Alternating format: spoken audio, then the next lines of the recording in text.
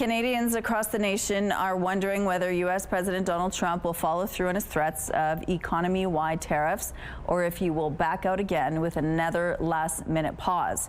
If they do indeed go through, the tariffs will have devastating consequences on many Canadian sectors, including on Food and Beverage Manitoba.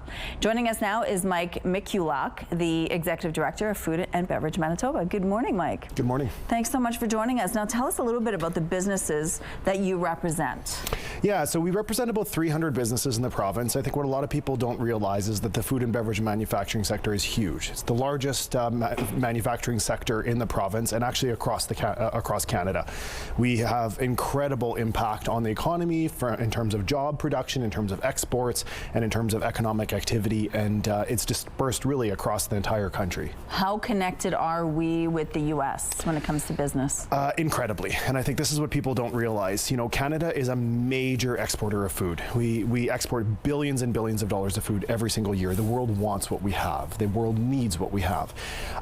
But that food moves across the border often multiple times, whether it's ingredients. You know, we get a lot of sugar from the States. We get a lot of ingredients, things like cans. We don't produce cans here. We produce aluminum. We don't produce cans. So a lot of things are moving across the border back and forth, and we rely on the Americans, and they rely on us for all of that. These are incredibly integrated systems. And if these tariffs come through, how punishing could it be?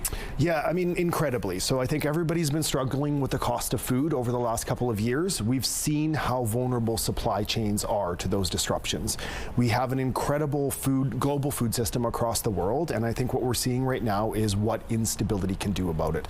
Whether it's climate change, whether it's war, whether it's supply chain disruptions caused by COVID, it's a delicate system. And unfortunately, if things go forward with Trump, it's going to start a Trump trade war, and we're going to have impacts. People will feel that.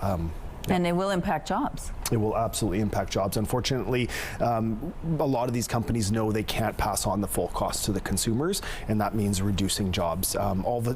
You can't just pass on 25%. There's time. You can't even do that with the retail environment. There's only certain windows you can do that in terms of passing that. So it would be very difficult. The margins are already so small that it's going to be very difficult for a lot of the companies to do that in the time scale that they need. We know there's been talk about interprovincial barriers and removing those. Yeah. Has there been a move as well to sort of build new partnerships that don't include the U.S.? Yeah, absolutely. And I think first, you know, I want to commend Canadians and Manitobans for supporting local. I've heard from my members that a lot of people, like, this has been the best January and February of their lives, and that's because people have been voting with their dollars. So the whole Manitoba Made, support local has been working. The problem is, for some sectors and subsectors, we produce too many. Like, we have something like 7 hogs per person that are produced in Manitoba.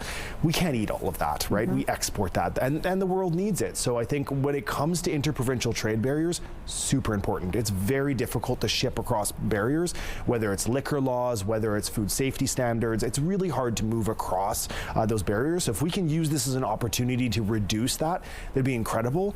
But the reality is, we will never eat all the food we produce. We are an exporting nation, so we do need to be looking at other places to go. And that's why it's great that the government announced we're opening up the Arctic in terms of the port up in Churchill. That's going to give us new market, new access, but that will take time. Absolutely. Okay, well, thank you for your time. I guess we'll get reaction from you once we know more, whether it's today or tonight at midnight. And I'm sure it will be last minute.